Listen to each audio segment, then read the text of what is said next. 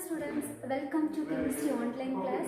The last class we discussed about a lot of metals, right? What are the metals we discussed? That is aluminium, copper and iron. I hope you studied these questions. Okay, here aluminium is important question, so study well. Okay, so today we are going to study alloys. Okay, alloys means, have you heard about this word alloys? Alloys is a mixture of metals. Okay, so alloys means it is a homogeneous mixture of one or more metals. It is a homogeneous mixture of one or more metals.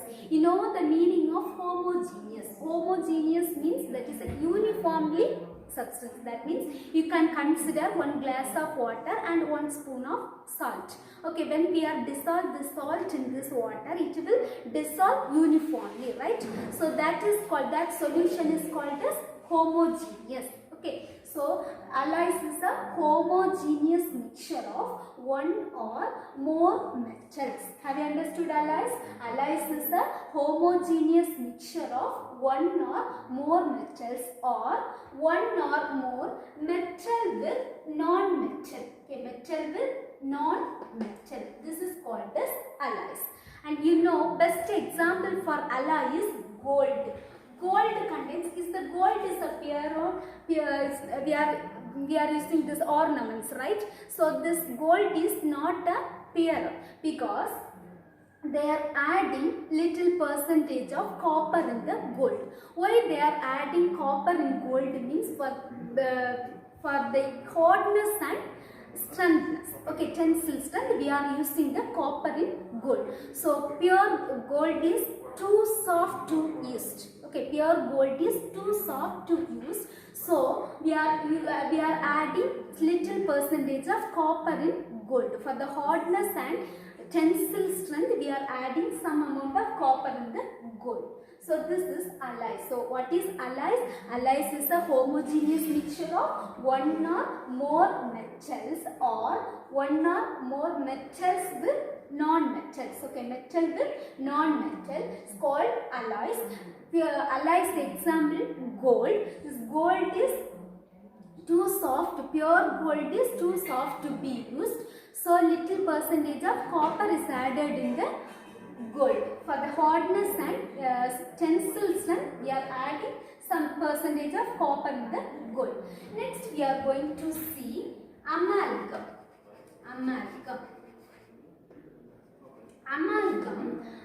Amalgam means it is an alloy. This amalgam is an alloy which contains mercury with mercury symbol Hg. Okay, so this amalgam contains mercury with another metal, any one metal. Okay, mercury with another metal. So amalgam is an alloy of mercury with another metal. This is one more question. This amalgam contains the compound mercury. Here the main compound is mercury. Main metal is mercury. So mercury with another metal. So mostly this amalgam was bonded with strong electrostatic force of attraction. For example, for the dental filling, dentists are using the metals silver tin. Okay, silver tin metals they are using. In between one bond is there. This is metallic bond. So strong force of electrostatic attraction between this metals. So this is called as amalgam. So amalgam means mercury with another metal. For dental filling, we are using the metals mercury with tin. Okay, tin symbol Sn. Okay, mercury, silver Ag. Silver with tin. It was used for dental filling. Here then both metals was connected with metallic bond. Both the metals was connected with which bond? Metallic bond. Have you understood these two headings? So alloys means it is a homogeneous mixture of one or more metals. Amalgam means it is an alloy of mercury with another metal. Then next we are going to study reasons for alloy. What are the reasons for this alloy? So here first reason is to modify the color and appearance. To modify the color and appearance. Then second point, to modify the chemical activity. To modify the chemical activity. So you can imagine it, silver anklet. Mostly girls are using anklet, right? So this silver anklet, in the beginning when we are seeing the silver anklet, we can see it on lustrous, on shining appearance, right? So after few months or few years, when we are seeing this anklet, it turns into tarnished. Why it turns tarnished means the silver can react with air. Okay, air contains mixture of gases, right? So the silver can react with sulfur gas to form silver sulfide. So due to the formation of silver sulfide layer, AgS, silver sulfide layer, the silver got tarnished. Okay, so like first we need to resist this, we need to restrict that formation, this chemical activity. So to modify the chemical activity. Have you understood second point? So first point, what are the reasons for alloying? First one, to modify the color and appearance. Then second point, to modify the chemical activity. Okay. Then third point, to lower the melting point. To lower the melting point. To lower the melting point. Then fourth point, to increase the hardness and tensile strength. To increase hardness and tensile strength. Gold example. Then last point, to resist electricity. To resist electricity. Resist the electricity. So these are the reasons for alloying. So 5 reasons we studied. What is the first reason? To modify the color and appearance. Then second reason, to modify the chemical activity. Then third reason, to lower the melting point. Fourth reason, to increase hardness and tensile strength. Then last reason, to resist the electricity. Then next we are going to study method of making alloys. What are the methods we are used to make the alloys? Methods of making alloys. Methods. So here 2 methods we are following to make the alloys. First one, by fused together. The metal was fused together. Okay, melting together. So here the example is brass. The Tamil meaning of this brass is pittal. Okay, so brass. So this brass contains the chemical compound copper and zinc. Okay, brass contains the chemical compound copper and zinc. Here this copper and zinc was fused together to make a brass. Okay. Then second method, by compressed finely divided metals, well crushed. Okay, so to compress finely divided metals. Here example for this compressed metal is wood metal. Okay, wood metal. This wood metal contains the compound cadmium, bismuth, tin.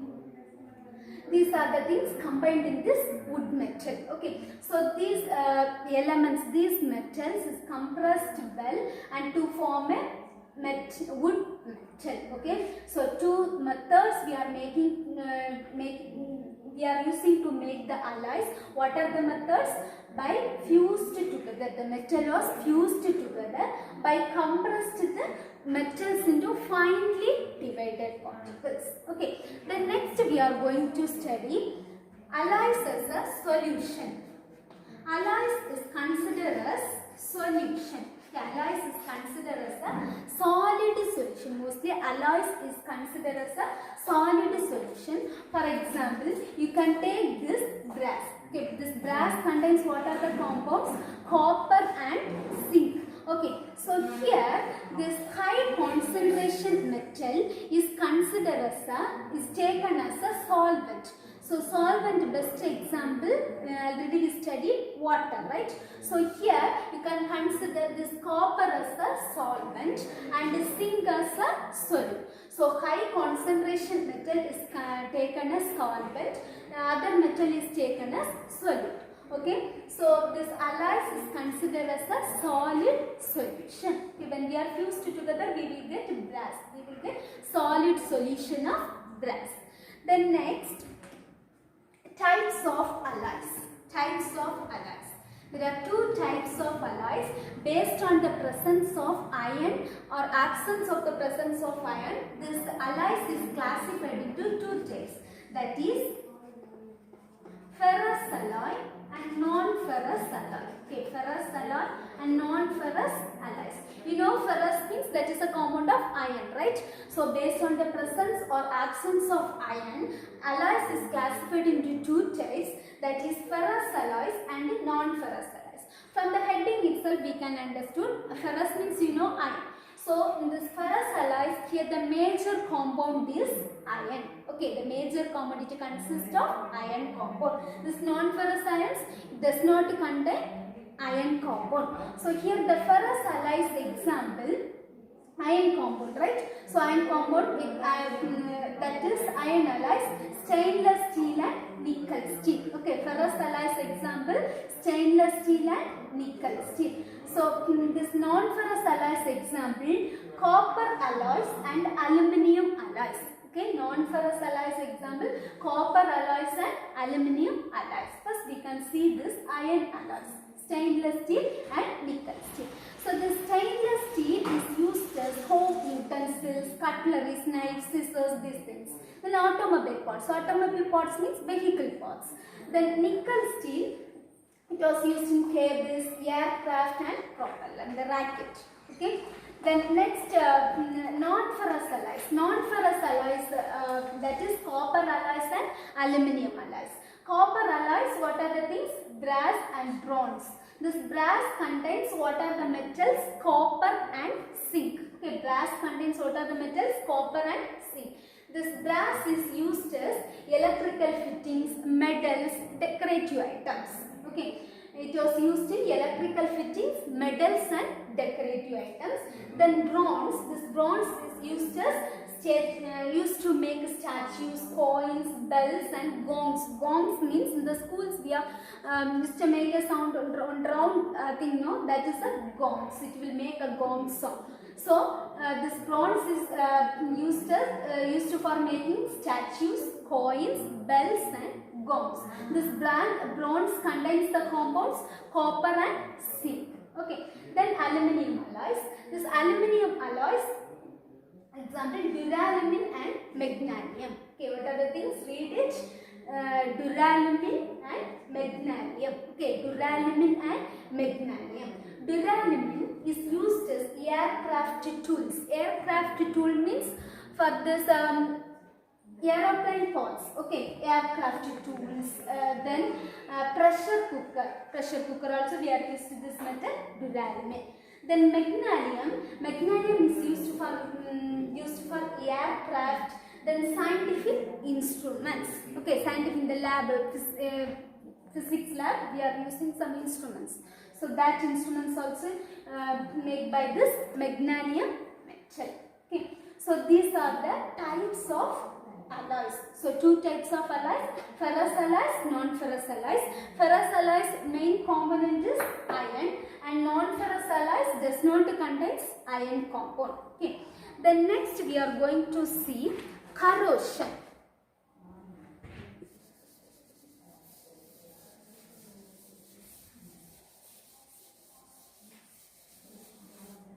Okay. Now we are going to study corrosion. So from the heading itself you can understand. Corrosion means destruction of metals. Okay, corrosion means destruction of metals. So here the corrosion means gradual destruction of metals. Gradual destruction of metals by chemical or electrochemical process with environment. Okay, slowly destruct the metals. That is called as corrosion. Here the corrosion main example is iron. You all know this iron rod gets corroded, right? Iron. So in the windows and all they are using the iron rod, right? So this iron rod gets corrosion. So how it was get corrosion means this iron bar can react with the mixture of gases, right? React with air. So when the iron was react with the hydroxide compounds, it may form iron oxide. Okay, hydrate, it may form hydrated iron oxide or hydrated ferric oxide, both are same. It was chemically known as hydrated ferric oxide. The formula of hydrated ferric oxide is Fe2O3XH2O. The formula of hydrated ferric oxide is Fe2O3XH2O. This is called as rust. Okay, it is in the color of brown. Okay, so brown hydrated ferric oxide also we can. Okay, so corrosion means it is a slow gradual destruction of metal by chemical or electrochemical process. It is a natural process. This corrosion is a natural process which convert metal into this corrosion process which convert metal into its oxides or sulfides or hydroxides. Okay, so example for the corrosion is hydrated ferric oxide, that is rust. Okay, so rust formula is Fe2O3XH2O. Then next we are going to study types of corrosion. Okay, here we are going to learn two types of corrosion, that is dry corrosion and wet corrosion. Dry corrosion and wet corrosion. So this dry corrosion is otherwise called as chemical corrosion. Dry corrosion is otherwise called as what? Chemical corrosion. Then this wet corrosion is otherwise called as electrochemical corrosion. Okay, dry corrosion is otherwise called as chemical corrosion. Wet corrosion is otherwise called as electrochemical corrosion. In this dry corrosion, here absence of moisture is called as dry corrosion. Okay, in this dry corrosion, chemicals will attack the metal surface. Okay, mostly corrosive metals like oxides, sulfides or hydrogen sulfide. These are the gases or liquids can attack the metal surface. This is a dry corrosion. Then wet corrosion, here presence of moisture, presence of water, hydroxide compound. Okay, so presence of moisture is called as wet corrosion or electrochemical corrosion. In this wet corrosion, acids or base or water can attack the metal surface, or salt waters can attack the metal surface. We understood two types of corrosion: dry corrosion or chemical corrosion, wet corrosion or electrochemical corrosion. Dry corrosion, in dry corrosion, absence of moisture is called as dry corrosion. This metal surface, these metals can corrode with the metal surface. Then wet corrosion, presence of moisture, it is otherwise called as electrochemical.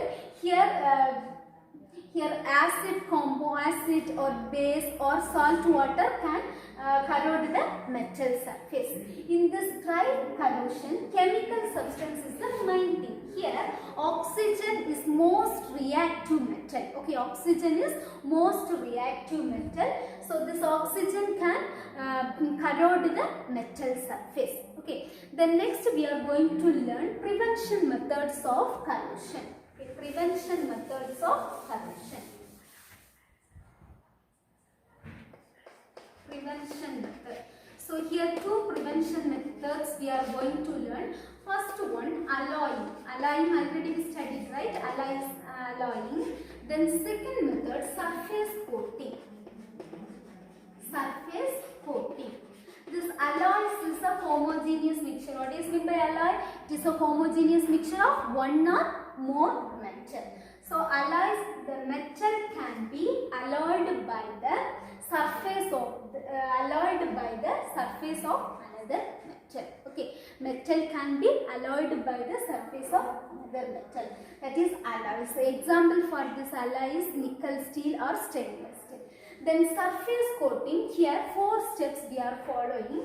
First step is galvanization. Galvanization. Second step is electroplating. Electroplating. Third step is anodizing. Anodizing. Fourth step is cathodic protection. Cathodic protection. So what are the steps we are following the surface coating? Galvanization, electroplating, anodizing, cathodic protection. So in this galvanization is in this process, what we are going to do means coating one metal with another metal. Mostly coating zinc on iron sheet. Zinc on iron. Fe, iron. Okay, zinc on iron. Coating one metal over another metal by using electric current. Okay, by using electric current, coating one metal with another metal is called as galvanization. And electroplating also the same thing only. Coating one metal over another metal by using electric current is called as electroplating. Then anodizing. Anodizing is a electrochemical process. In this process, this metal surface is converted into corrosive resistant. Okay, when we are coating one surface over one metal over another metal, that metal surface is act as a corrosive. That metal is act as a corrosive resistant. It will resist the corrosion. Okay. Corrosion resistant.